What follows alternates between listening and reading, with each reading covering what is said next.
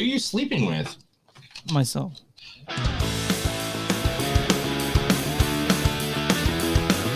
It's a show by Chris and Neil with all the great movies. They are the real deal. We watch them all, so you don't have to. It's movies that don't suck and some that do. Ladies and gentlemen, boys and girls, listeners of all ages, it's a new episode of Movies That Don't Suck and Some That Do. My name is the great, the understandable, the amazing Mr. Drip Drip Yeet Eat himself, Neil. And always co-hosting with me today is... the mediocrely average Chris. I'm not ready to build myself up yet today, dude. So you're like, I gotta get a couple drinks in me. I gotta get a couple drinks in me as he swings down the Shiner Bock. Holiday cheer, isn't it? Yeah, your favorite beer, isn't it? Yeah. I wish they sold it year round. That's how much I like this beer. I know you like. I've seen you drunk, passed out in the alley with those like in your hand. But anyway, we're talking 2 movies this week. We took a vacation for a week of the Thanksgiving. We're also probably going to be taking one for the Christmas season, but that's okay, guys, because guess what? We have lives, and you don't pay us. Yeah. If you guys will talk about how you can give us money a little bit later on, but right now we are we're working and we're trying to make it. This actually sucks money away from us, this podcast, but it's okay because we love you. But okay. But anyway, so today we're talking about 2 movies that have been over at the movie theaters this week. No streaming movies, just actually theater movies this week. And both of them holiday films. I didn't even know the one was I knew the other one. I knew one was a holiday film because of the name. Yeah. And in the other one, I was like, when I went and seen it, I'll talk about this later. I really thought they should like released it now and not like a month ago. Yeah. When they released it, but whatever. We'll talk about them. But first, the first movie is The Holdovers, featuring the one, the only. He's so awesome. They named him twice. Mr. Pig Vomit himself, Paul Giamatti. I'm so insignificant, I can't even kill myself. Miles, what the hell is that supposed to mean? Come on, man, you know, Hemingway, Sexton, Plath, Wolfe. You can't kill yourself before you've even been published. What about the guy that wrote Confederacy of Dunces? He committed suicide before he was published. Look how famous he is. Thanks. Just don't give up. All right? You're gonna make it. Half my life is over, and I have nothing to show for it. Nothing. I'm a thumbprint on the window of a skyscraper. I'm a smudge of excrement on a tissue surging out to sea with 1,000,000 tons of raw sewage. So, yeah, that's from Sideways, and I think, Neil, that's one of your favorite movies, isn't it? It is not one of my favorite movies of all times. It is a very good movie. Okay. And but I thought I'd use that one because Paul Giamatti and the director Alexander Alexander Payne. Love Alexander Payne. Yeah, that was the movie they worked on last together. That's a good and cool. And that movie literally almost brought down the entire Merlot industry. With one fucking line. I'm not drinking fucking Merlot. Just so you guys know. I'm not drinking no fucking Merlot! So you guys know, Alexander Payne, he also did Election. He did Nebraska. He did Descendants. He's a very, very good director, and he's one of my favorites. So Very, very good director. Co-starring in this film, now the clip that we're using here is directly from the film The Holdovers, because this man has not been in anything but plays. In fact, he was in a play, and the director said, hey, they're holding auditions across the street if you want to go try that out. And he's like, yeah, I guess. And then he got the gig. So this is his first making his feature movie debut, the one and only Dominic, Sessa. No wonder you're afraid of women. I am not afraid of women. Sorry, I shouldn't have said anything. Dr. Gertler says I don't always give consideration to my audience. Oh. And who is Dr. Gertler? I'm a shrink. Has Dr. Gertler ever tried a good swift kick in the ass? Okay. All right, now your turn. Go ahead. Tell me something about me. Something negative. Something negative about you? Sure. Just one thing. All right, yeah, that's from the Holdovers. Yeah, it's a good movie. Yeah, great movie. And we'll talk about that here in a little bit. And also in this movie, Divine Joy Rudolph, from one of my favorite reboots, High Fidelity. Where'd you get that from, Rob? Huh? From fucking Convenient Opinions R Us? Okay, you still listen to a dude who raps in a MAGA hat, so... Are you fucking serious? Having shitty politics and a second grade understanding of American history is a tiny bit different than being a goddamn child molester. Allegedly. Jesus. Kanye West has a mental health issue. You don't think Michael Jackson had a fucking mental health issue? Okay, cool. Great. So this is what I'm gonna do. I'm just gonna pop on some Charles Manson and we can all just vibe out to that. Does that sound cool for you? Charles Manson made music? Why? Would you like to buy that for your boyfriend too? It's actually hardly good. It is. You know what, Simon? But Shreese, what if the only artists that we were allowed to listen to were inarguably nice people, right? With unassailably perfect ethics. We'd have to destroy every record in existence except for Bono, Phil Collins. Michael Stipe. Sufjan Stevens. Hey, can you guys sell me the records? So I want to mention that Sufjan Stevens, I love Sufjan Stevens, and he made the best record of 2023, so I'm fine with that. But yeah. Also, I'm going to say this right now too. High Fidelity, even though I'm a huge fan of the original, John Cusack, Chicago guy in a Chicago record store and stuff like that. I love that show that they did, High Fidelity. It was a good interpretation of the source material. and Zoe Kravitz is she's so pretty. Amazing. And also in this movie, one of my favorite character actresses. She's also won an Emmy for several of her displays in The Good Wife as well. She was in True Blood, and this one, I believe I picked Claus, one of my favorite players from Claus, Carrie Preston. Jan, what are you doing? I'm apologizing. Well, now is an extremely bad time, okay? You're not kidding. Shut up. What are you talking about? If you just hear me out, you'd see I had no choice about the wire. It doesn't matter. You betrayed me. You betrayed all of us. You're the betrayer. I hate you. Don't you even get that? Holly, you can't go from loving to hating. I don't care what you say. You see? You push everyone away. All right, I've had enough. You always wanted everything that I had. What are you talking about? Everything. You took everything from me. All you had to say was you need some space. Hey, you're delusional. Go to... Yeah, so that's from Claus, right? Yeah, Claus, which by any means is one of the funniest TV shows. If you never got to see it, it's about gangsters that run drug money through a nail salon. One girl is multi-personality, who's played by Carrie Preston. There's one guy his name's like Sugar Daddy or Father Daddy or Pimp Daddy. I can't remember his name now. But like the show is just ridiculously R-rated fun. But that is The Holdovers, everybody, that we'll be talking about the first movie tonight. And the second movie we'll be talking about is a holiday-based movie. It's what everybody's been talking about. I have been talked to about this movie at least by 5 people. Yeah. They're like, you got to review this movie. If you do not review this movie, we don't have faith in you as a movie reviewer. And I was like, okay. And that is Thanksgiving. Thanksgiving is starring the one, the only. That's right. He's so popular. He was on several shows where he wore a suit. Rick Hoffman. If it pleases the court, I would like to tell a story about a noble ship's captain, a villainous pirate by the name of Fay Pooperson, and a foul miscarriage of justice. Objection, Your Honor. He's testifying. And my name isn't Pooperson. Richardson Pooperson, what's the difference? It's unorthodox, but I'll allow it.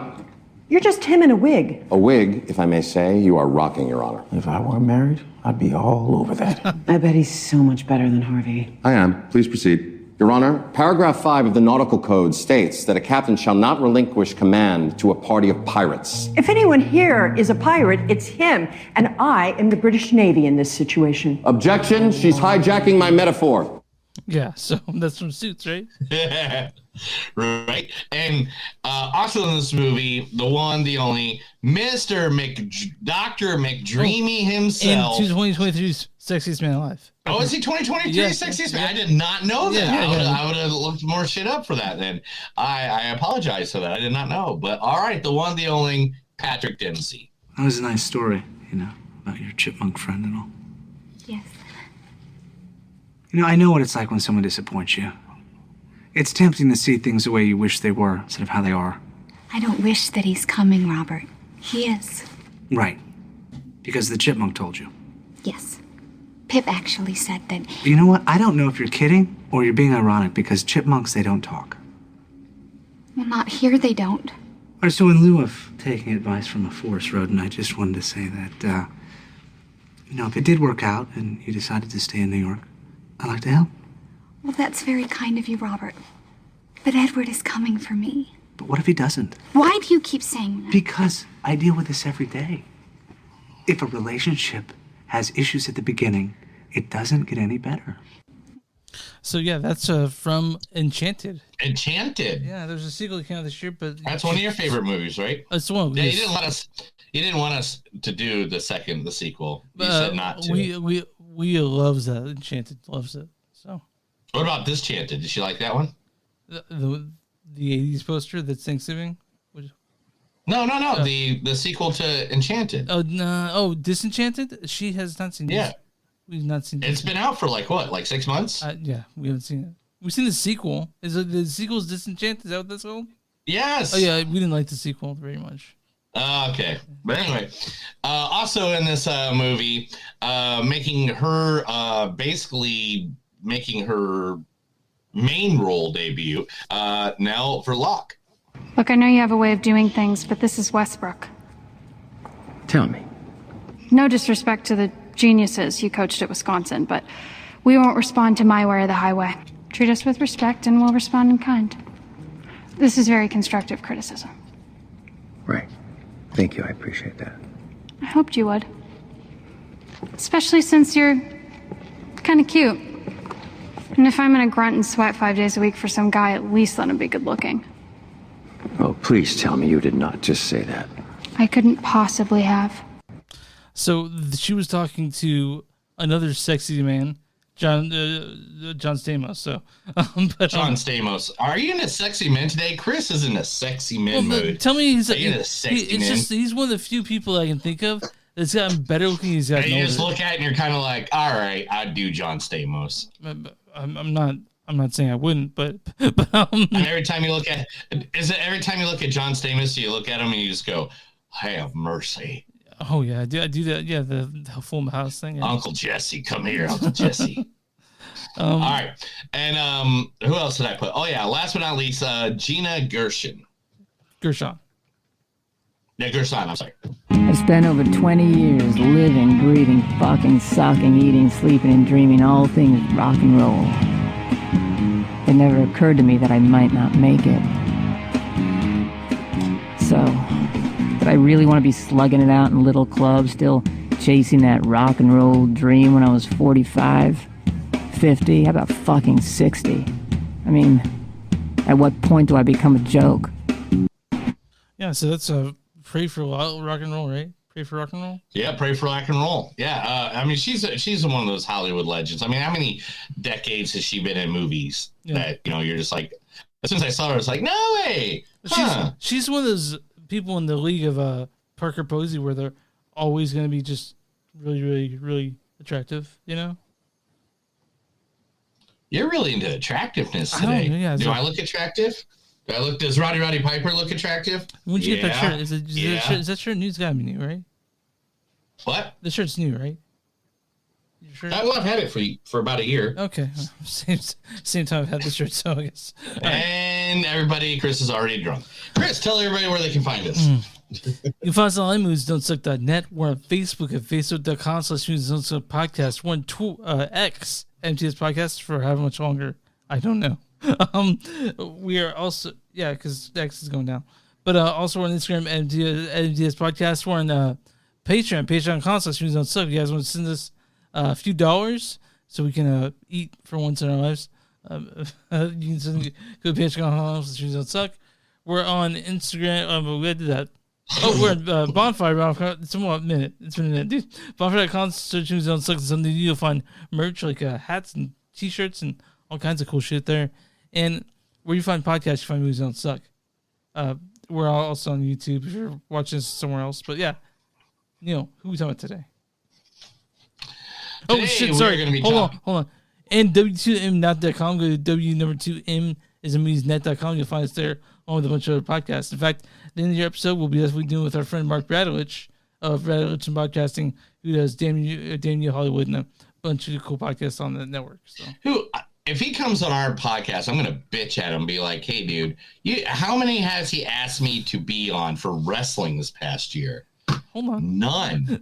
Don't bitch at him, dude.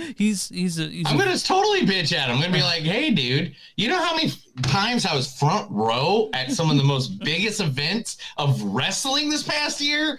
And he's just like, "Nah, we don't want to talk to Neil about that." Mark, I still love you. That makes no sense. I still love you, Mark. I like Mark. It's not like he listens to us anyway. Anyway.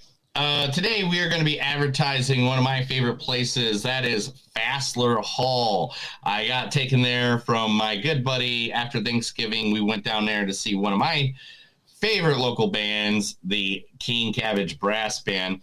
Now, Fassler Hall has everything from homemade waffles. They make their own sausage there, which is ridiculous. Everything's ridiculous. Is it German food? Dude, yeah, it is German food. Okay. And they have 3 locations, one in Tulsa, one in Oklahoma City, and now they just opened up one in Little Rock as well. And each location pretty much has that same atmosphere, that same look like this, where it looks like you're sitting down in a really cool, environment. It's pretty open spaced and everything.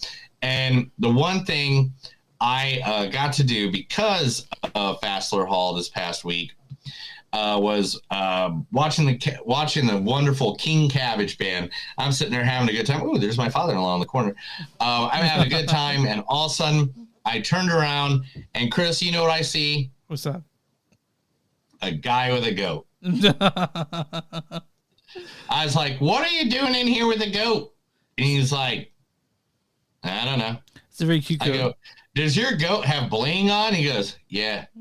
I was like, "All right, man." So Fassler Hall, to get more information, and literally they got some of the best drinks, best beers, and some of the best food I've ever had. Their sausages, their brats, all the above. They make their own pork rinds. Did I show a picture of that? Yeah.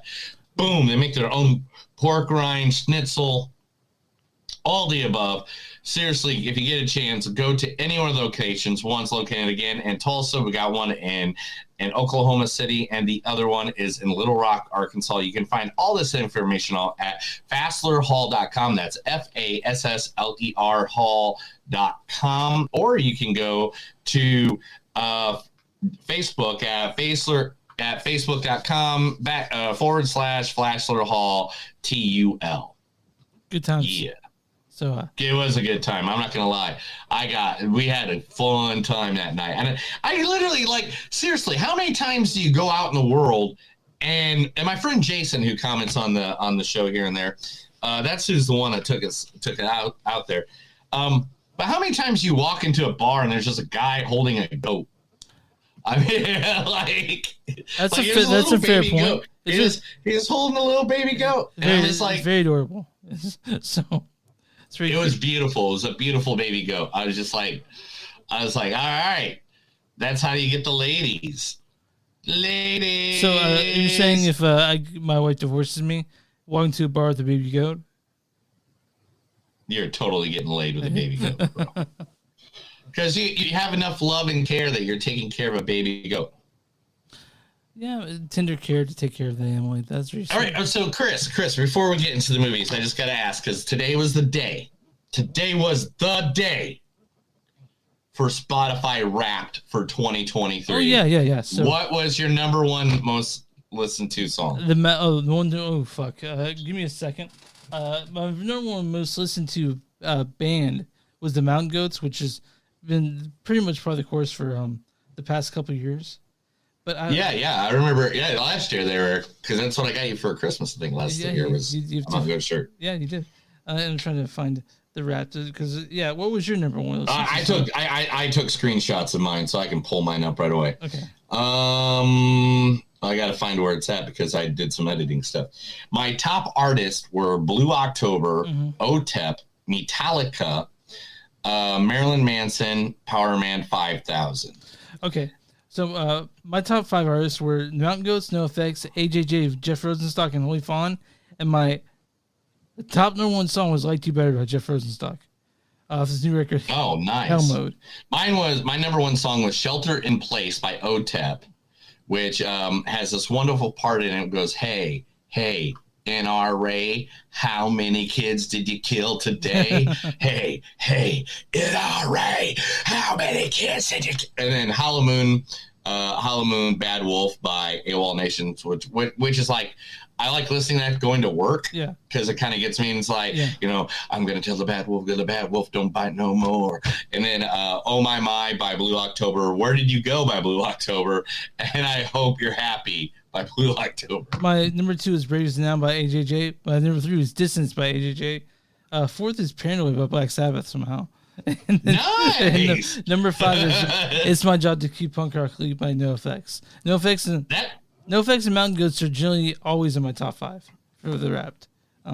But dude, the after the top 5, my number 6 song, because you can go to your makes a playlist for you. Yeah, sure. Makes a playlist for you, and that's literally the order of the songs. You like what it is on that playlist is the order that your songs is. The number 6 song was David fucking Bowie by Power Man 5000. I mean, you were telling me that a lot of times, like you can tell when you've been listening to stuff based on when you saw them last, or you listen to Power Man 5000 right before we talked to Spider One. Yeah. It said that they were number 1 for the month of April or whatever, and that was the month that we interviewed them. And plus, I was on the way to, that wasn't WrestleMania time because I didn't go to WrestleMania this past year. But yeah. Anyway, so way to get going there. Let's get into our first movie. Our first movie is Holdovers. Yeah, directed by Alexander Payne. You guys know Alexander Payne. He directed Election, he directed Descendants, he directed Sideways, obviously. And this is his newest film they directed. This is written by David Hemingson. David Hemingson has written things. He's been a producer for stuff like he produced Don't Trust the Bee in Apartment 23. I guess bitch is what you'd say. He also he wrote things such as, I'm sorry, I'm pulling this stuff up. He wrote remember that Uncle Buck TV series that didn't go anywhere? He wrote an episode of that. But he's a seasoned writer for TV, and this looks like it's one of his first movies. This stars the always amazing, always lovely Paul Giamatti. I'm so insignificant, I can't even kill myself. It also stars Davine Joy Randolph as Mary Lamb. Where'd you get that from, Rob? Also, Dominic Sessa plays Angus Tully in this. He's one of the main characters. No wonder you're afraid of women. And Carrie Preston plays Miss Lydia Crane. Jen, what are you doing? I'm apologizing. Well, now is an extremely bad time, okay? And so, Neil, why don't you go to the storyline for The Holdovers? Nobody likes teacher Paul Honham. Not his students, not his fellow faculty, not the headmaster, who all find his pompous and rickety expiratory. What is that? So pomposity and rigidity exasperating. So, pomposity and rickety exasperating. With no family and with nowhere to go for Christmas holiday in 1970, Paul remains at school to supervise students unable to journey home. After a few days, only one student holdover remains, a troublemaking 15-year-old named Angus, a good student whose bad behavior also threatens to get him expelled. Joining Paul and Angus is the head cook, Mary, an African-American woman who caters to the sons of privilege and whose own son was recently lost in Vietnam. These three very different shipwrecked people from an unlikely Christmas family sharing comic misadventure during 2 very snowy weeks in New England. The real journey is how they help one another understand that they are not beholden to the past. They can choose their own futures. So, when you see that was weird. Yeah, it's long. The thing about this, when you see the previews, it looks like a 1970 film. Like it has like the film of grain, like hairs and stuff on the film, and it's like that at the beginning of the movie until like it goes away. Like it's like 10 minutes away, you know it's going away. But did you feel like this was like a 70s film to you, or did it just seem like the time? Say that again. You feel like it was the time, or like did it feel like a movie from the 70s to you? Oh no, it felt like they were trying to be like the 70s, but it still felt good. It still felt like the time era. You know, just like what was that good movie that we saw with Ben Affleck as a bartender? What was the one with Ben Affleck as a bartender? It was Amazon or something, right? Fuck, I don't remember. Yeah, but I'll look it up. But anyway, but it just reminded me of that. It was very much, you know, you felt it. You felt like you felt the you know, like the atmosphere. You got where they're at, and I thought that felt really good. Yeah, this and is it a gave really it its good placement. Movie. This is a really good movie. Yeah, that's what I just want to jump in and say right off the back. The Tender Bar. The Tender Bar was the name of that movie. Anyway, this is one of those movies I see getting found like not this year, but maybe in like 2 or 3 years when it's on streaming. Because it's a Christmas movie, you know. Like actually, it went on VOD as of yesterday. Okay, so yeah, people need to watch. Great Christmas time to watch. Watch this. Good time to watch this. I wanted to see this because there's Paul Giamatti, and there's not a time I've ever watched a Paul Giamatti movie where I was like, man, that sucked that I saw that Paul Giamatti movie. So, know? The acting in this is fantastic. Paul Giamatti plays Cranky so good. But he always plays Cranky really good. I mean, think about him in Pig Vomit, you know. And I like Dominic Sessa. Very good. This movie had a lot of heart. Yeah, the three main characters played off of each other so well, and they bounced back and forth constantly that it was just really good. Divine Joy, oh my gosh, knocked it out of the fucking park as well. Good. And so good. So each one of them played their part so well that it made the movie feel more and more of a part, and each one of them was teaching each other a lesson, and not just not humanity, but humility, and like teaching themselves how to accept what bullshit they had to go through to be where they are at that point in their life. Yeah, all these characters feel very lived in. They felt authentic, and and the Alexander Payne has this thing where he gets to your heart, and this has a lot of heart, and I'm a sucker for that. So I really fucking enjoyed this movie. I cried twice, I think. And I was, I went and saw this by myself. No one saw it with me. I had a day off, and I was like, I'm going to see this movie because I wanted to. And I'm glad you said we had to, because I was all about seeing it. Yeah, it's because it's not just a dramedy, guys. This is not just a drama. Yeah. This is a comedy as well. It literally has some really, really funny parts where you're like laughing out loud, just laughing at what's going on. And the build-up for each character's arch, each character's story, that their character arch, was amazing. I'm not gonna lie, I absolutely love the story arches for each one of these characters. It got to the point where you're rooting for the asshole at some point. And then you're like, then when the asshole gets let down, you're like, oh, well, yeah, duh, because that person's an asshole. That makes sense why that would happen. Yeah. So, that is the best way for me to kind of describe it. Yeah. It's something that I feel like, I feel like maybe you connected to that character a bit more, because you always seem to connect to the wounded kid character a bit. Who, me? Yeah. Like, for example, you think I connect to wounded characters more than anybody? Is that what you just said? Well, I'm thinking about like wounded child, like kids. Like, for example, you Staten Island, you connected with that Pete Davidson character. I think you connected with Dominic a little bit too. You know. But anyway, we're not going to talk about how challenging my life is. Okay. You bastards. That's okay. I didn't want to drink it all tonight, Chris. That's great. Well, this movie, The Holdovers, it's up there in one of Alexander Payne's most understated, but I think a movie that is going to gain an audience over time. I think you're right. I think that it needs to get the audience. It's a holiday film. You guys fucking watch it on VOD. It really is very much a holiday film.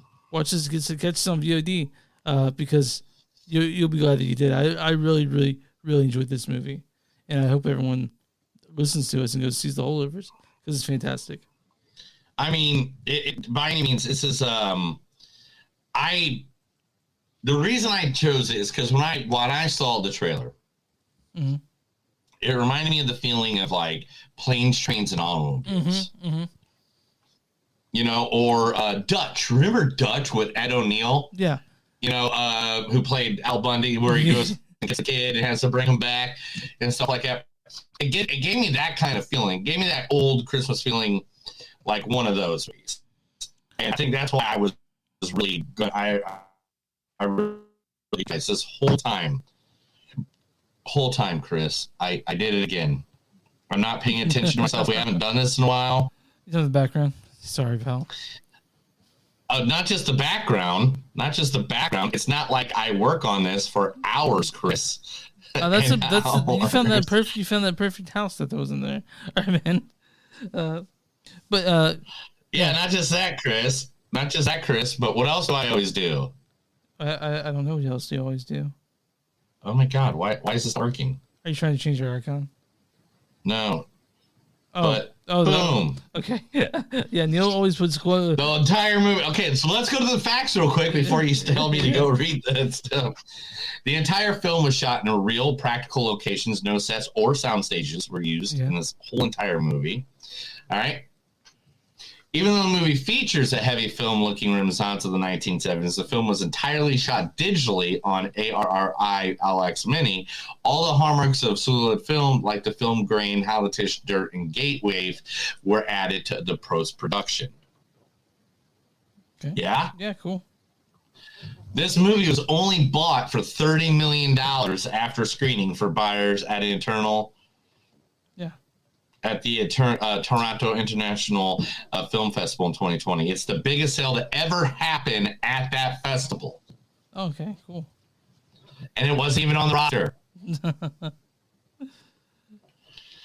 As Dominic said, that the hardest scene for him to shoot was the ice skating scene, since he found it difficult to fall on command since he had formerly been a hockey player. When's the last time you do ice skating? It's been fucking years for me. I'm sure I'd kill myself. You know, I can't remember the last time I did ice hockey or on ice skates. It has to be 2026. So that was 2 years from now. Yeah. Okay. 2020. Okay. Yeah, 2020. Oh no, I'm sorry. 2006. I'm sorry. I don't know why I said 2026. I'm like, okay. 2006. So it was 2006. So like in 3 years, it'll be like literally 20 years. Yeah. Again, this is Alex Payne and Paul Giamatti's first film together after Sideways from 2004. Paul Giamatti and Divine Joy Randolph are graduates of the prestigious Yale School of Drama.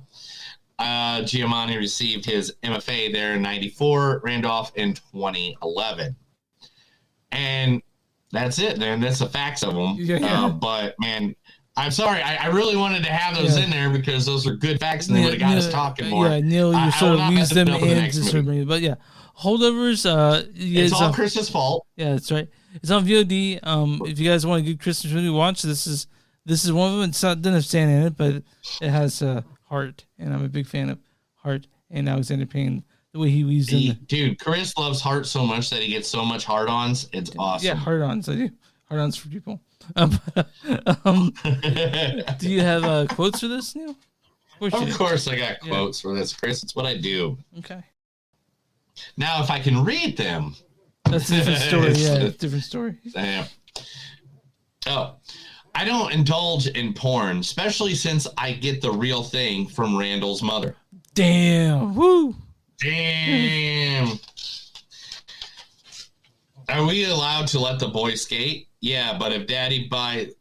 Yeah, especially since if daddy buys a new gymnasium. Pretend to be a human being. It's Christmas. I better not catch you alone or I will full on nut punch you. Yeah. We are already holding over and now I'm being punished for it? That's why nobody likes you, because you're an insecure asshole. I thought all the Nazis were hiding in Argentina. Most people's lives are like a hen house ladder. Small, shitty and short. Yeah, shitty. You should know. You got a hen house ladder. How many times you got to clean the shit off that? Oh, it's Sylvia's job. So you can't even dream a whole dream with you in it, can you? Being here with you is already one big fucking detention.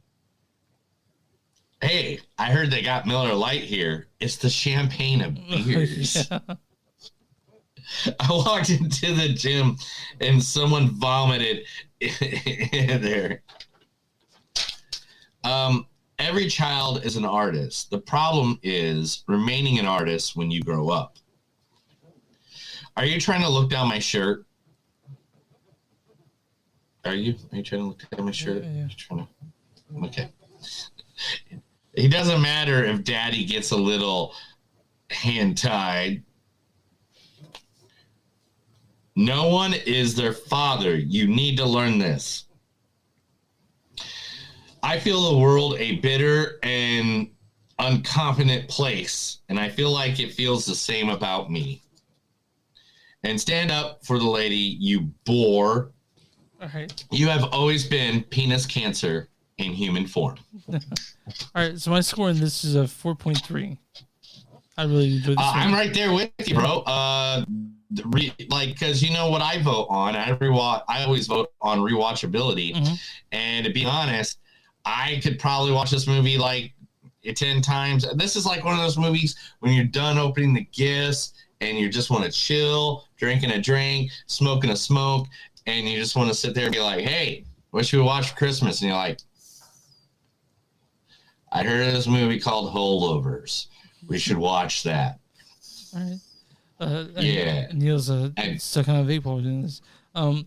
So, Neil, I'm on RottenTomatoes.com. What is the audience score for the Holdovers?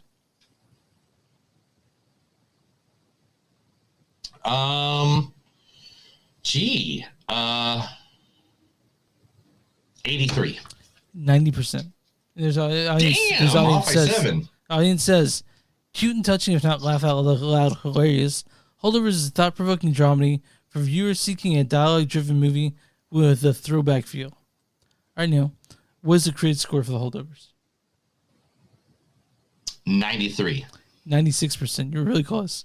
Damn it! Certified fresh. I should have just hit one. How many weeks has it been since I hit one on the target? It's been oh my gosh. I'm on a cold run right now, bro. Certified fresh 96%. The critic's consensus is beautifully bittersweet. The Holdovers marks a satisfying return to form for director Alexander Payne.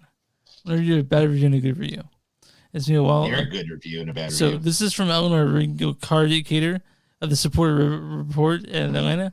It goes, if only Holdovers had some actors bona fides, but overall it feels painfully phony. Fuck you. And this is from Max Weiss of the Baltimore Magazine. She says, wry funny with some zingers that will stay with you long after the film is over. And closely observed, Holdovers is my kind of Christmas film. And yes, it's my kind of Christmas film too. Paul Giamatti's in this, so automatically I'm be kind of for it. So yeah, guys, if you guys want to watch a Christmas movie, Holdovers should be in your rotation if you're tired of the Santa Chronicles or whatever. Like if you don't want to see Santa Claus beating someone up, I mean, there's so many different Santa Claus ones coming out. We're gonna. I don't even know how we're gonna do any of them. How many Silent Night? Are we gonna do Silent Night? That John Woo film? We gotta try to throw it in there somewhere, right? Yeah. Like, dude, there's so many good movies coming out this month though because of the strike, the writer strike, the actor strike. Like what we got Napoleon that came out. Yeah. We have what's the other one? Hunger Games just came out. Yeah. We have the Iron Claw, which is obviously going to be the best movie in the entire fucking year. Dream Scenario, fucking Godzilla -1. We got all kinds of movies we gotta see. Yeah, I don't know if we're going to be able to see any Christmas movies this year. Usually around this time we do Christmas movies, but there's so much shit coming out that we want to see that's not necessarily Christmas themed. So, and it's like, I love Christmas too. You know me, I'm a big Christmas fan. I don't, whatever you believe in, whatever your religion is, hey, I bless you on that. Yeah. But that's not my thing about Christmas. Christmas is about being with your friends, your family, and just having a good time with the people that you love. And that's what Christmas is to me. So it's, man, I don't even know. At this point, I just know this, Chris. We better start news or we're never going to get done. This is The Movies Don't Suck and Some of Them News. I'm going to read Chris a bunch of stuff, and if he doesn't like it, too bad. He just gets to sit there and take it anyway. It's in my contract. Yeah, I'll take it. Let's do this. Let's do news. That's what you said last night. What is going on? This program is not wanting to do... Okay, there we go. Now all wants to sudden do everything. All right. Robert Eager's Nosferatu gets a release date. Now that's what Lily Rose Depp is in it, and who else is in it as well? Playing Nosferatu is Bill Skarsgård. Yeah, that makes sense. And it is a reboot of the 1922 Nosferatu. It will be released on Christmas Day, 2024. I have to wait a year for that, man. All right. That's fair. And the other thing is, dude, come on. Why wouldn't that be released on Halloween? I feel like it's a Halloween movie. They're probably hoping to get some sort of like Oscar bona fides for 2024. Robert Eagers, who we all know, great director. What has he all directed? I can't list them all. The Witch, The Lighthouse, Yeah. Yeah. I mean, the guy's great. Nicholas Hoult is in it. Bill Skarsgård is in it, and Lily Rose Depp. Of course, see it. Of course, it's coming out. So, Charlie Day to star in dark comedy Kill Me for XYZ Films, Dark Horse Entertainment, and director Peter Warren will be part of the thing. So basically, it's from Super Mario Brothers to Kill Me, which is a movie which is aiming to shoot next spring. We'll see Jimmy, played by Day, wake up in a bathtub after having tried to kill himself, or at least that's what it looks like to his friends and family. Jimmy is pretty sure he didn't do it. Maybe together that Margaret, the 911 operator who took his call, he sets out on a mission to solve who done it.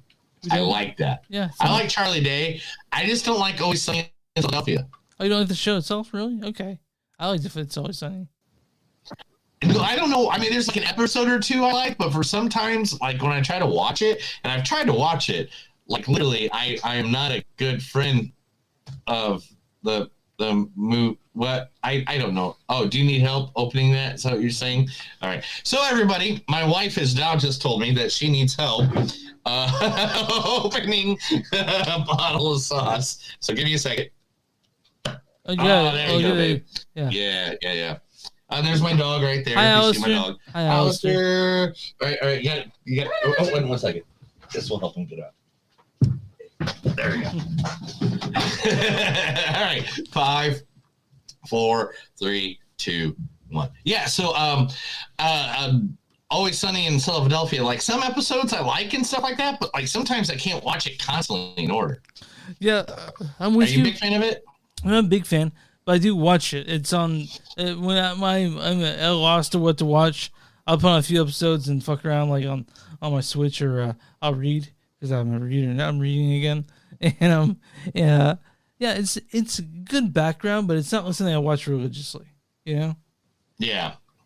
Also, making an announcement, Black Phone 2 will now be coming out on June 27th, 2025. Is now the announced date. That's like 2 years from now. Huh? It's like a year and a half from now. I mean, they just got it together. They just got it together. What do you want, bro? But June I mean, how long does it take to make? It's 2 years from. It's like 2.5 years from now. But I guess you're right. Yeah, people have other things to film, bro. Fine. People are famous, but most of the cast is coming back. It's going to be joined by several of his co-stars, include Ethan Hawke is going to be joined by most of his co-stars, including Mason Tynes, How to Train Your Dragon, as Finney Shaw, Madalena McGraw as Finney's sister Gwen, Jeremy Davies from Justify as their dad Terrence, and Miguel Morale, who only previous credit is Black Phone. All of them will be returning to the next. I hope we get that guy that did the that had the conspiracy, that board with all the lines in it. Oh, we get that guy again. The guy who was trying to figure out the sleuth, the cops, and like, you need to check out these houses, you know. Yeah, I hope that guy's back. But all right, Jeremy Strong, Maria Pakalova, as you know from Borat 2, as the daughter. All right, Baklava, yeah. Maria Baklava. Sebastian Stan. Oh yeah. Yeah. Sebastian Stan. You're in for this movie, right? Yeah. It sounds good. Yeah. Whatever I say, what the next words are, no matter what it is, you're down for this movie, right? Are you saying that Larry the Kid would enter to this next movie? Who's in it? Those three actors are going to be playing in the movie called The Apprentice. Sebastian Stan will be starring as Donald Trump in a movie based on Donald Trump's lives in the 70s and 80s. Wow, that's crazy. Yeah, I'll be seeing this movie. Maria will be playing Ivana Trump. Jeremy Strong is on board alongside Stan as Roy Cohen. Okay. Who else is who's the director? That's it. That's all I got. Okay. That's crazy. Yeah, I don't care anymore about that.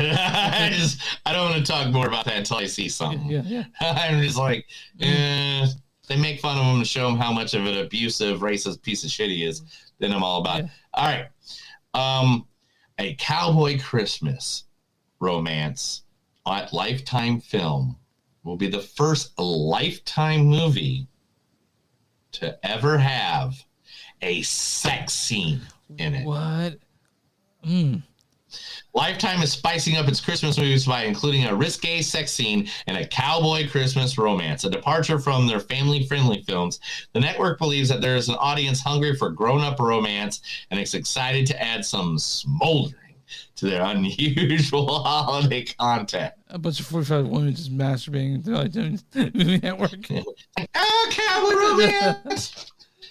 Netflix has ordered a new season of one of its, if not greatest shows of all time. Netflix originals. This is probably, I think, in their top 3 best shows that Netflix has ever had on the fucking platform. What is it? Black Mirror Season 7 has been ordered from Netflix. Just keep on making them, dude. Just keep on making the Black Mirrors because they're all so good. Like I love things like Twilight Zone, Creep Show, Outer Limits. Room 104. Do you remember? Did you ever watch Room 104? No, but I want to say something about the Black Mirror episodes. They are like movies. They're the cinematic in the aspect that they are. So I love Black Mirror. They've had some of the best episodes that are better than the movies I've seen this year. So yes, bring it on. I will watch myself in Black Mirror. I'll hurt people. I want your face in Black Mirror. Yeah. All right. Remember that time that you loved me? Dude, that was a constant love for you, pal. Don't worry. That's not what you said last night. Disney fails to crack $1 billion for the first time in a year since 2014. How do you feel about that? I mean, they let it go on some things, bro. I mean, let's be honest. How many things did they let go this year? Well, I mean, you think about Wish. No one went and saw Wish because no one gave a fuck about Wish.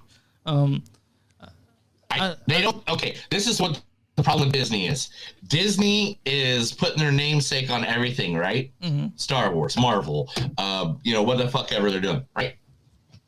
But they're pushing so much shit out there because they want money, but nothing feels important anymore. No, it's all these like Star Wars characters don't feel important anymore. Star Wars characters don't feel important. You know why? Because if I don't like it, fuck it. Give me 3 weeks and I'll get another one. Yeah, it's Marvel. Nothing matters because fuck it. 3 weeks later, I'm getting another one. It's oversaturation for sure. Nothing feels like an event. Yeah, because something will be coming out a few months from then. So like, I don't know, man. Like, and this is me. I am a huge nerd, guys. I love this stuff. Yeah. I can watch this stuff for years and be okay. But like right now, I'm rewatching the X-Men '94 cartoon series. We already went through that. Sure, we went through that. We did. So, yeah, Neil's right. How fucked up is that cartoon series, dude? Yeah. Oh my god! Crazy. How do they allow us as kids to watch that? I know, shit? and even the sort of racial messages, is sort of like mutants against people, that sort of thing. That's plays a big part in those 94, right? From 94, yeah. But yeah, it's when it comes to like oversaturation, Disney's very, very, very bad at that. Though, like we feel like we missed this one because it'll be something out next week. So maybe they need to focus more on making a Star Wars movie an event or a Marvel movie an event, as opposed to just saying, well, don't worry about it. We'll just keep you more and more. Because believe it or not, guys, there's a thing called fatigue, and when you get so many things that are fatigued out, you don't want to. You're not going to keep coming back. But I mean, to me, this year it's the year of Barbie and Oppenheimer, right? Like, I those are still movies that people are going to talk about forever. So, all right, Alien Romulus is between Alien and Aliens. Is what star Callie Spani has just said to everybody. Alien Romulus will be set between the first two Alien movies. The same people who built those xenomorphs actually came on and built the ones they have on their movie as well. Okay. So the same special effects people that did Alien and Aliens came back for this movie. I can't wait now. Director Fede Alvarez received high praise from Ridley Scott, who said the film is fucking great. Really, and he admired the dialogue. So Ridley Scott gives the okay. I can't wait for this. Yeah, I can't wait for that. Yeah. Inside Out 2 director confirms Pixar's sequel will be about puberty and anxiety. Cool. Focusing on Riley's transition, the main character Riley from the transition from childhood to being a teenager. Great. Kids need that today. Yep. Cobra Kai creators are involved in a new Karate Kid movie starring Ralph Macchio and Jackie Chan. Okay, so Jackie Chan's going to be sort of a Miyagi character, I'm guessing? Yeah, Jackie Chan was the Miyagi character in the next Karate Kid reboot with Jada Smith. Jada Pinkett Smith, whatever. But creators John Hart and Josh Held and Hayden Sauce have been contributing to the movie as well. The upcoming Karate Kid movie will feature both Ralph Macchio and Jackie Chan bringing together the original franchise and its remake. The creators of Cobra Kai, the hit Netflix series, has been consulted through the creative process of the new movie. The casting call for this movie has received over 10,000 applicants within a day. How the fuck do you watch all that? Within a what? How do you get people to come to like you have a role and they have all these people? How do you select out of 10,000 applicants? I have no idea, man. And it's going to be nuts. Mm-hmm. Adam Driver is in talks to take over from Robert De Niro's part as Neil McCauley in Heat 2. So he will be the young version of Robert De Niro. He looks nothing in like Heat 2. He looks nothing like Robert De Niro. Adam Driver's own sort of species. Oh, the nose works pretty good. I got a side by side picture right now in front of me. Okay, so the nose kind of works. And to be honest, if you get the acting and the makeup down, man, you can do it. Yeah, he's doing a lot of things. But we all know it should be Bill Hader, right? What's that? Oh, Bill Hader's Al Pacino. Oh, yeah. Bill Hader should be Al Pacino. Dude, I listened to that like just yesterday. Al Pacino's Bill Hader. I'm like, Bill Hader's Al Pacino's so fucking funny. Bradley Cooper, in an interview recently, has made it very clear that he would do a Hangover 4 right now, this second. He said, and states, Bradley Cooper said, I would probably do a Hangover in an instant, just because I love Todd Phillips, I love Zach Galifianakis, I love Ed Helms so much. I would do it, but not just to do it. I just want to do it so I can all hang out and just have a good time doing something. Yeah, hanging out with his buddies, man. Yeah, I get it. That's nice to hear when people like each other. Netflix is getting sued by the Squid Game The Challenge contestants who are been threatened and injured over it. If you don't know, there's a reality show called Squid Game The Challenge where contestants are doing the Squid Game challenges from the show that was famous 2 years ago now? Was it 2 years ago? Yeah. So now contestants are suing because they got injured for alleged injuries sustained during filming, expresses disappointment, alleged neglect on the contestants' well-being. Netflix and co-producer Studio Lambert deny lawsuit and priorities of safety. I can tell you, it sounded like a bad idea when I saw it. I was like, really? These people are make them do Squid Game shit? Like, how dangerous can it be? You know what I mean? So. All right, I'm cutting some of these out so we can finish this up. I'm going to cut some of these out. This one's just awesome. Tom Hardy says that celebrated by posting a picture out there that they're back filming and finishing up his last ride, as he says, as Venom with Venom 3. They're filming that now. Naruto, which is one of people's most favorite Japanese anime Naruto? Cartoons. Yeah. Huh? Naruto? Yes. It is coming to be a live action film, finally, after 10 years of them owning the rights. Crazy. I thought it happened sooner, honestly. But, whatever. Yeah, I know, right? Yeah.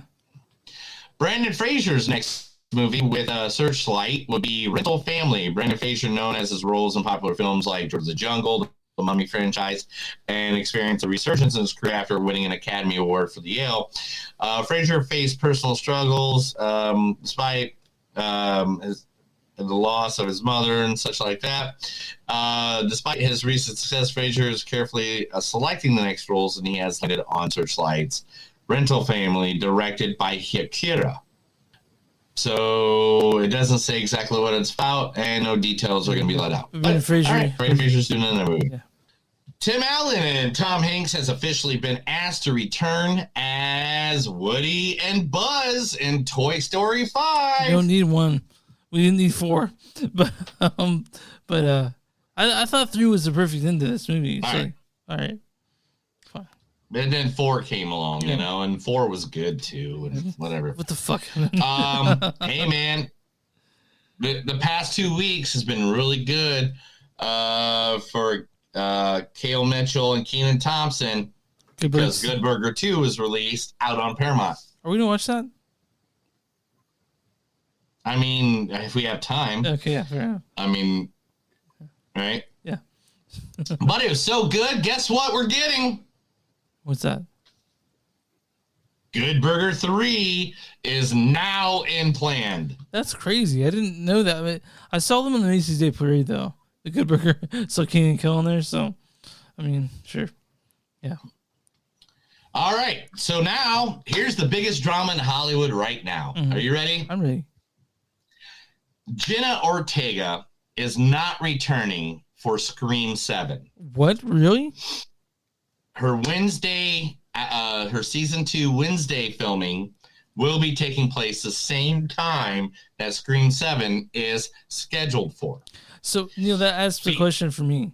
What do you wish? Do you wish she was doing both, or if you had to pick one of the Scream series or the Wednesday Addams series? No, Wednesday Addams by far. Okay. Let's just be honest. Okay. All right.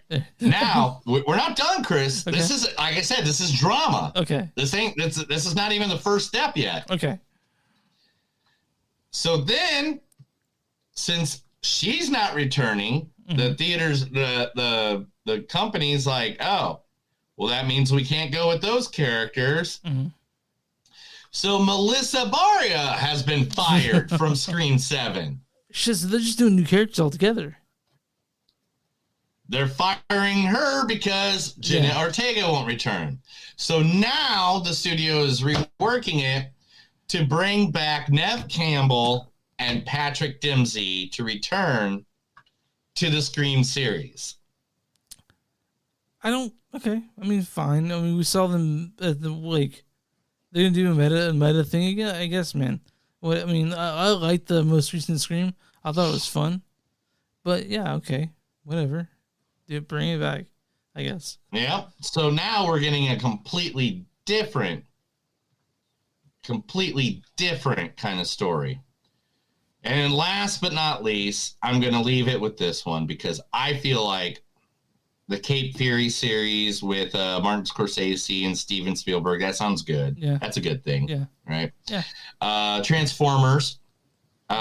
Peter Cullen, who's done Optimus Prime, is getting a Lifetime Achievement Award. Yeah. I think that's great. We got a bunch of new people who's going to be playing in Superman Legacy. We'll talk about that next week. The Saints getting a reboot, the movie with, Val Kilmer from the back in the day. Nicholas Hoult is now playing the #1 villain of all time, Lex Luthor. Oh, yeah. Okay, gotcha. Yeah, sorry. I keep forgetting. I'm like, is he going to tell me? You're like, yeah, I guess so. Beetlejuice 2 has wrapped filming. Can't wait. I know they've done that. Creed 4 is in the works. Huh, okay.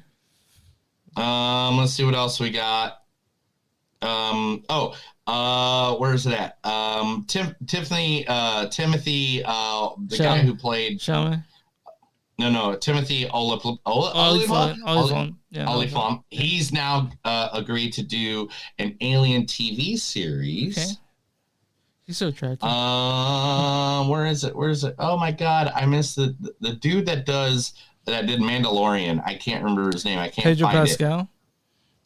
No, not the actor. The writer director. Dave Filiana is now the new chief creative officer for Lucasfilms. Okay. Which means the guy who created Mandalorian is now in charge of the entire Star Wars. Probably the best thing to come out of the new Star Wars is the Mandalorian, right? Yeah, exactly. 100%. We saw Fallout images this week, which were ridiculous. Yeah. Five Nights at Freddy's has now grossed more than the entire franchise of games has ever accumulated. Yeah. There's a new Jason Bourne movie in development right now with Matt Damon. And all those are good. All those are good stories, man. But all those are good. I mean, and I like them. And they're all good. And they gave us good information. And I kind of went through them really fast. And I'm sorry about that to some people out there. But the thing is, there is only one story. There is one story, Chris. I read this story, right? Mm-hmm.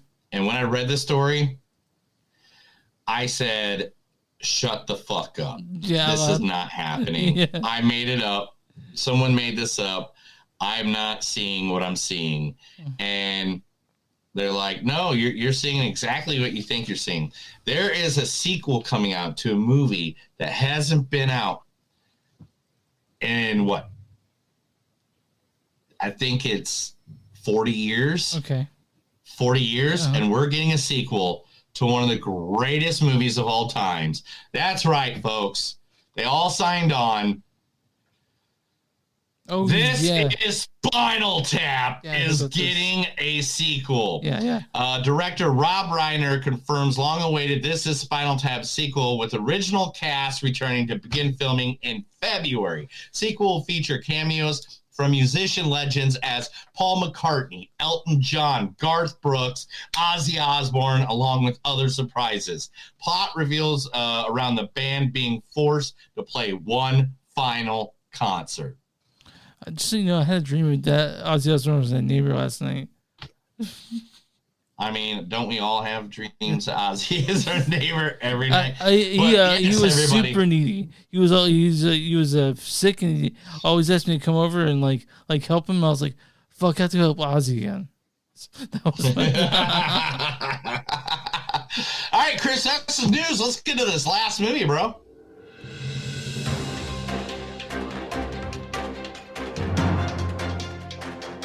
That was the news. I read Chris a bunch of stuff. He was happy about it. And if he wasn't, who gives a damn, because it's in my contract. All right, we're talking about Thanksgiving, directed by the amazing Eli Roth. He directed such things as Cabin Fever, Hostel.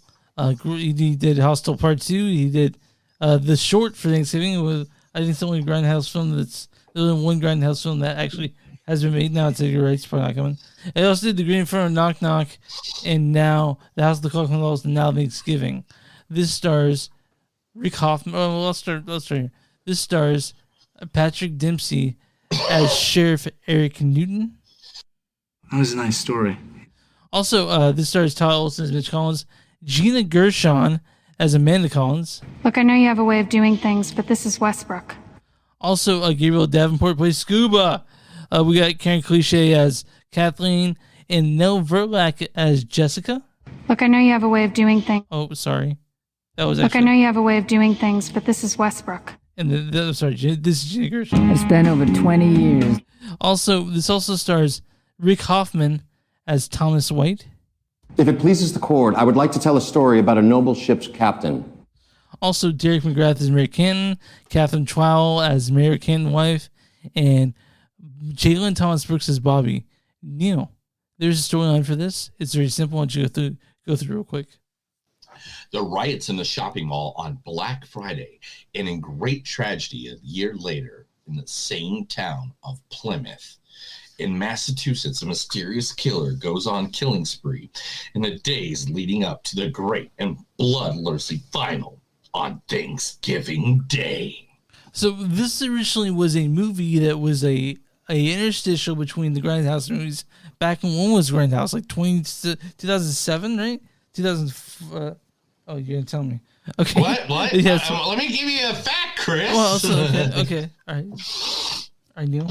Yes, this is based on the mock trailer from Grindhouse. Eli Roth directed the Thanksgiving movie.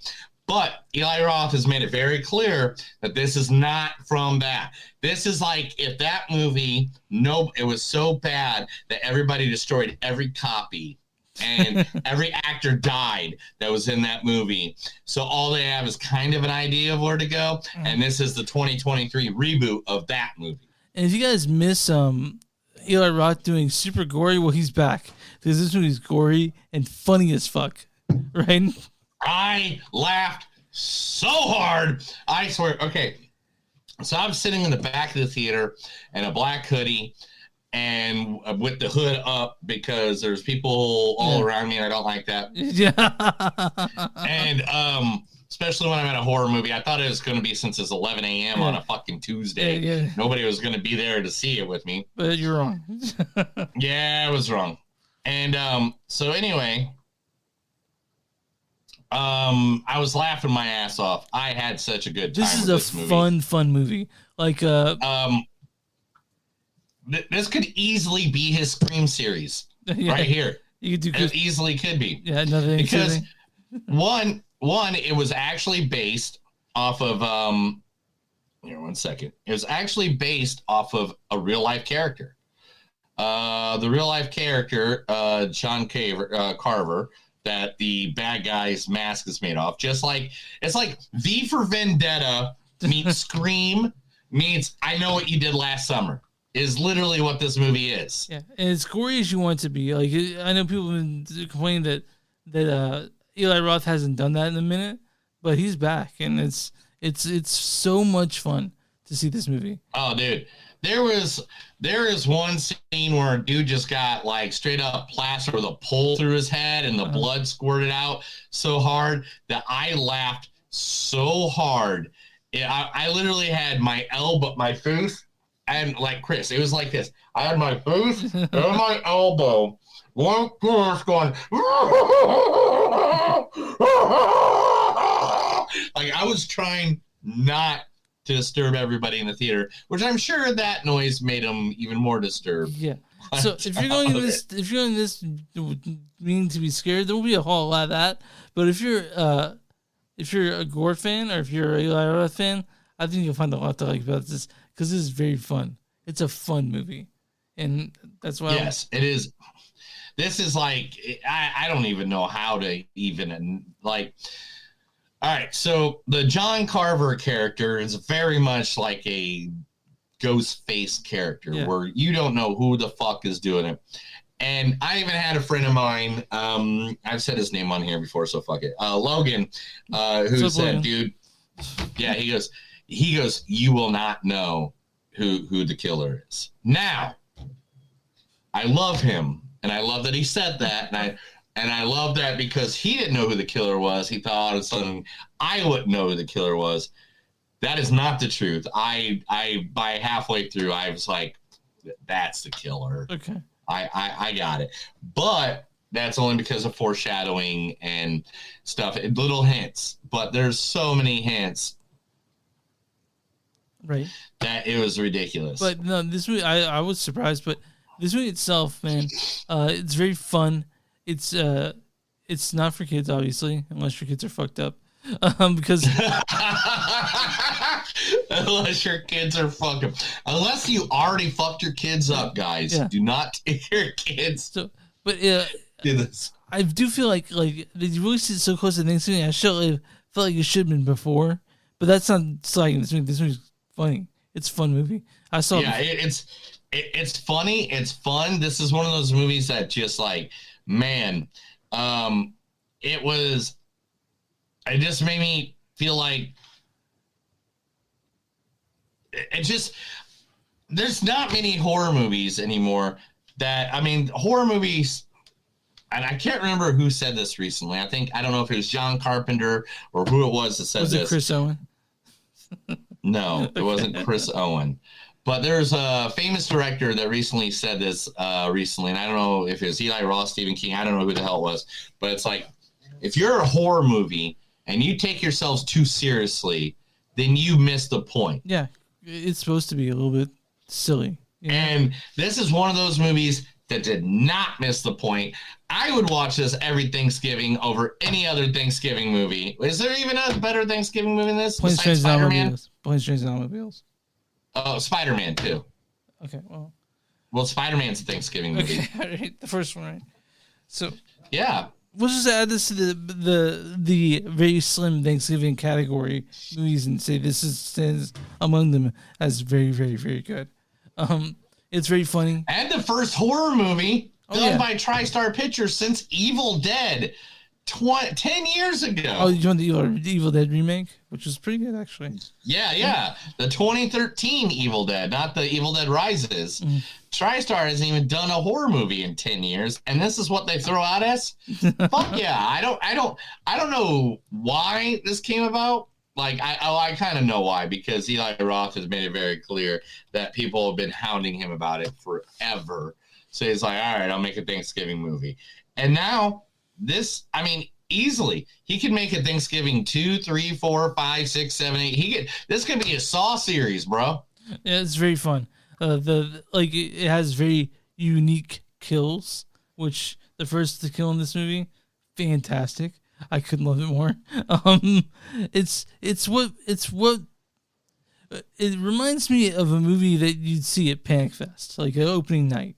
You know, like right. Yeah. So it's fun, man. It's a fun movie, and I really hope to see more of this. And it's Eli Roth back to do the things that people love most about him, the fucked up gore, and we're here for that. So you got Thanksgiving. You guys want to see this in theaters? Don't let this one pass you by, even though it's not Thanksgiving anymore. I think you'll find a lot to like about this. It's beautiful. It's beautiful. It's like one of my children. You got quotes for this one? Of course I have quotes. I'm reading them. Chill out. All right, man. Don't yell at me. All right. I'm going to stab you in the thigh and eat it. Too late. Sorry to bother you. Looking for a suspect, brown tan complexion, no head. Yeah. Let's face it, Black Friday starts on Thanksgiving now. It was Waffle House cringe. I mean, it was just that bad. Your entire fucking family should be in prison, not have another sale. John Carver was the first mayor of Plymouth.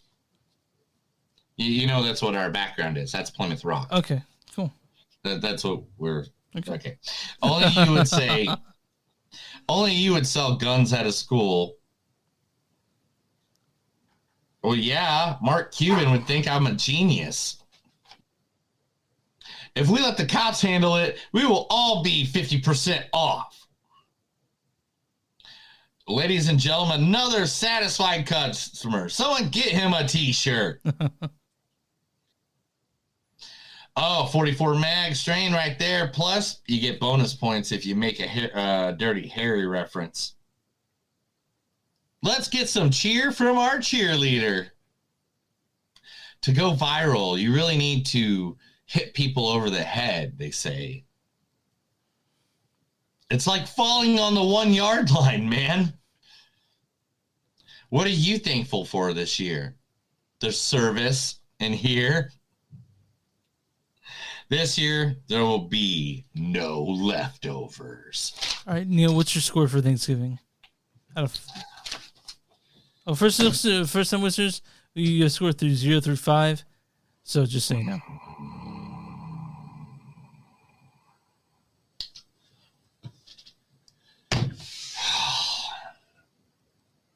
I don't know, man. I don't know, because the problem is, I like the Holdovers, and we gave it a 4.3. Yeah. But this fills a place in the year that's not normally filled with a movie, you know what I mean? Yes, I'm going to give it a 4.5. I have to. I love this movie. I was laughing so hard. The gore was so awesome. And I really think the way they left it, this movie can easily be the next Scream, the next Saw, you know, and it's based on a holiday that doesn't have any holiday movies. So fuck yeah, let's put it out there. I'm actually going to give the same score I gave the Holdovers, 4.3. So I think I can understand that. You just want to get in there and squeeze in there and touch it a little. Yeah. You know, they're both very good in very different ways. Thanksgiving's hilarious. It's something I feel like we'll watch every Thanksgiving. You know what I mean? Kind of like Violent Night. You know what I mean? Like it's like one of those movies you have to fit in.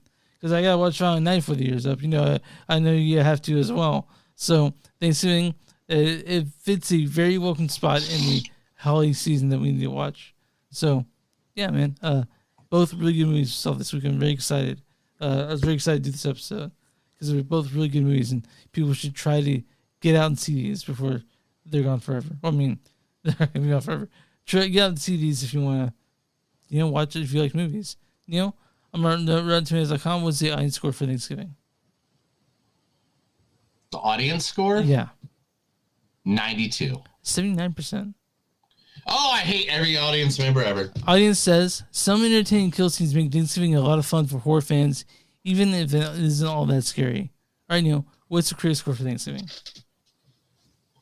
102. 83%. Oh, why did you let me guess? I don't know. 102? Sorry. There's no thing as 102. I would have gone a second time. Certified Fresh 83% critics consensus is combining belly-busting humor with delightfully over-the-top gore. Thanksgiving is a feast for Grindhouse fans. I'll read a bad review and a good review.